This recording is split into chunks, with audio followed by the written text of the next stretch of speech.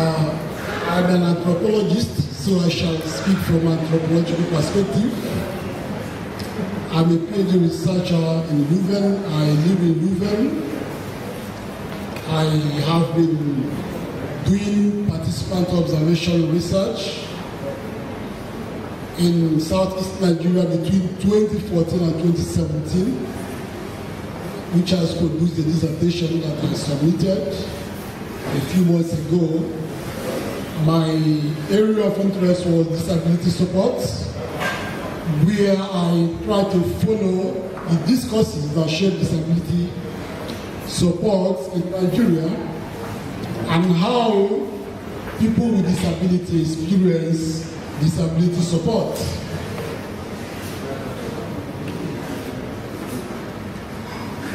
So this is what I'm going to talk about. And these are the areas of I investigated in my research. And we have also the paper. These are some of the fieldwork photos that we took. I think we have no battery here, please.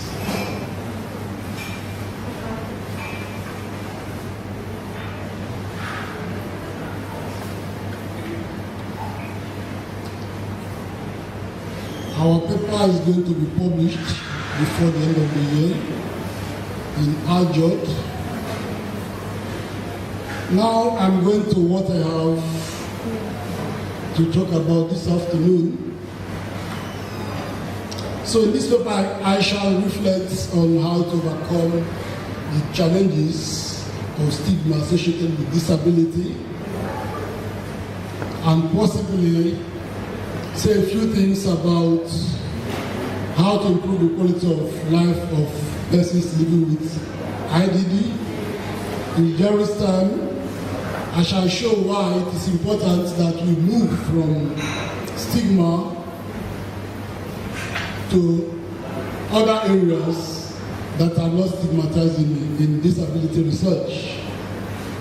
There is a sense of visibility around disability because disability is a global issue. Everybody is talking about it.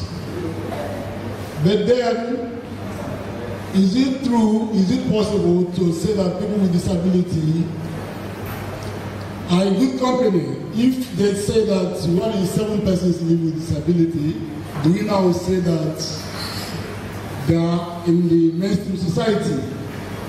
Of course, they are not in the mainstream society because disability is completely absent in our cultural and social imagination. Living and experiencing disability is not something people without disability can immediately make connection with. So it is always easy to talk about disability in conferences and some of such fora, but the real experience itself is completely different in real life among people without disability. For example, a senior civil servant who became disabled during the last time of period of his active years informed me during an interview that while he was building his palatial house, he wasn't thinking about disability. So it is something that mainstream society hardly thinks about, and I think that's one of the reasons we can say that people with disability are invisible. A lot of discussions about disability does not actually change the life of the average person with disability, especially those living in the villages.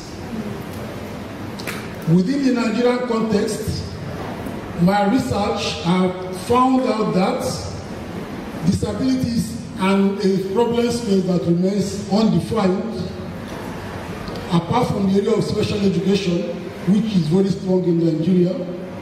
Other areas are very informal, and disabled people are often provided for through ad hoc processes that we cannot actually define. So I'm going to give one example of stigma associated with disability. After that, I am going to go straight to how to improve the quality of life of people living with disabilities. One Monday morning in 2017, I attended a meeting of people, Jonah Peak, and I was sitting alongside 3 other persons with disability. A certain man walked to us and differentiated me from the group. Then he asked me a question about a particular place he was searching for. As I was about to tell him that I'm sorry I cannot help you, some people with disability in my sitting with me came and tried to help him, but he ignored them. Although these are people who knew the city very well, he ignored them and continued to focus on me. To somebody like that, people with disability do not exist. Of course, I told him I can't help you, so he went his way. That is one example. However, we need to show, another example is what we have in this slide, where some early men in the village where I did my field work said this kind of thing, saying that with disability, they are like people whose life is dented and cannot officiate in sacred ceremonies. But I need to let us know that disability is not a single narrative, because it is intersectional. Different people with disability experience disabilities differently. So when we talk about disability, we need to know that some people living with disability are living far more higher quality of life than a lot of other people still living with disability. However, in the area of special IDD, the category of people with disability in IDD, they suffer the most. I give you one example. I attended an election of Jonah Peak. During this election, each member of the clusters of Jonah Peak had to vote, each member from one local government, but people with IDD, which is one cluster of Jonah Peak, was not represented. So there was no voting for them. Their place was taken by the chairman of the local DPOs. So that will just show you an example of how excluded they are from society. So, in the remaining part of this paper, I shall focus on how to overcome the stigma associated with disability and how to improve the quality of life of persons with disability. Now, I have to say a few things which might sound a little bit controversial, but then I will say them. The first is that if you want to change some of the stigma associated with disability, speaking as an anthropologist, we anthropologists know that local beliefs are very strong. These are not things you legislate. Maybe you say in the state capital or in the capital city and say, whoever does this, you go to 6 months imprisonment. People will just laugh because they continue as usual. So we ask policymakers to engage in local culture, go to the local people, call a town hall meeting, make disability a public issue, and talk about it. You discover that policymakers need to learn a lot of things from local people and engage with them in a systematic way to dialogue with them to bring a change. In that way, everybody goes home in a win-win situation. I give you one example where I said that the local culture has never been engaged over the years because of our top-down development approach. There was one man living with insanity during my research, and somebody told me about the theology of his mental disability. He stole a generator and the people called an oracle, he took an oath, although he was guilty. After taking that oath, he became mentally disabled. So I knew the person who administered that oath because he lived in the community, but I did not visit him. So a policymaker could say, hey, this is primitive thing, this is idol worship. But somebody who is wise enough could approach the man who gave that oath and find the antidote such that the man could reverse whatever had been done and restitution could be made. So in this situation, you may not need a psychiatrist, but you see the local culture at work. But our policymakers will laugh at this and see it as idol worship. Secondly, we need to incorporate disability into the educational system. We teach people in the primary school, secondary schools about disability to bring disability to the open space. Nigerian universities have been doing well in special education. They also need to incorporate disability within disability studies as a theoretical concept in the universities. In that way, we can theorize about disability and make it something that is not special or not something that could be hidden. We can bring disability in intersection with, for example, gender, human rights, power, personhood.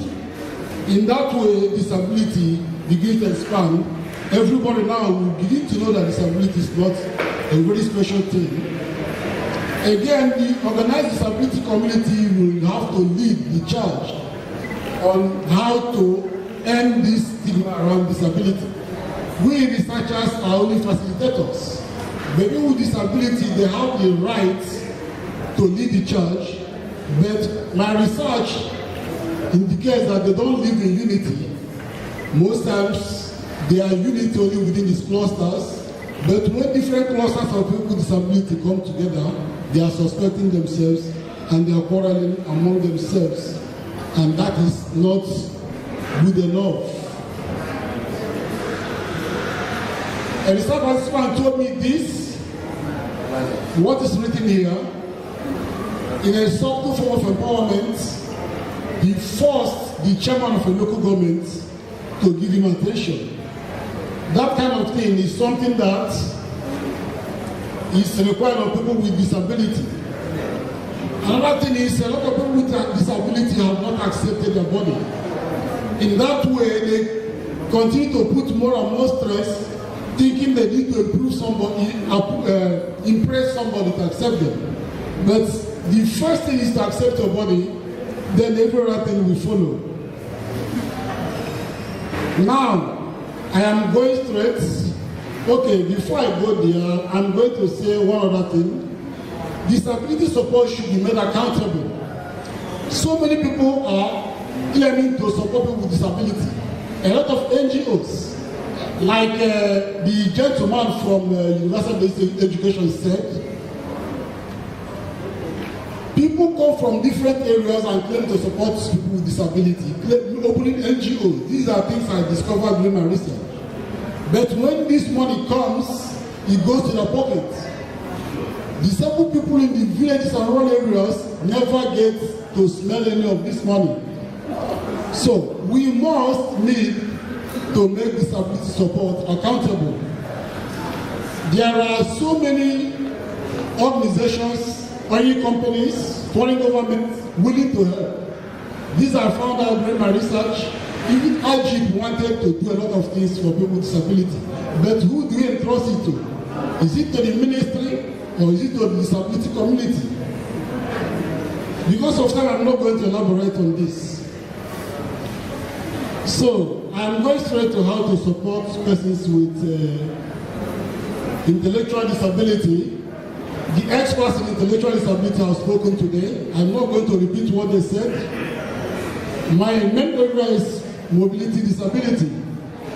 So I did this support intensive. That's what we need to know, because here there is little or no support for people like that.